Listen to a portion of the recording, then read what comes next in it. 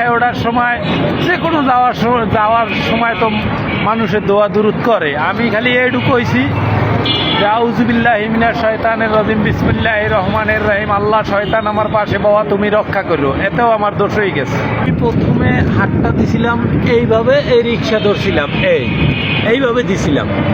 এখন সে বলতে আছে ধরলে ভালোভাবে ধরো, আর না ধরলে ধরা লাগবে না। পরে আমি বললাম কেমন, আমি তো জানি না। পরে আমার দেখা গেছে এইভাবে ধরতে হবে, বুঝছেন? মানে কি বলবো, ধরার স্টাইল আছে। আবার আমি পরে বললাম যে এইভাবে তো ধরে না, যারা ধরে এরা ভাবে ধরে, কোন একটা কি হয় আল্লাহ জানে। তো ভালো মানুষের মূল্য নাই, যে এটা এই শহরের মাইয়া আর কি বিয়া করে আমার অভিজ্ঞতা হইলো আর কি, যে ভালো মানুষের মূল্য নাই, ভদ্রতার কোনো মূল্য নাই।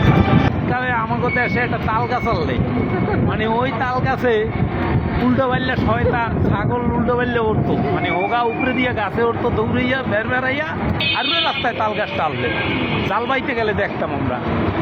এই মনে হইতে তাল গাছের গোড়াটা ইয়ে পাশে বইছে।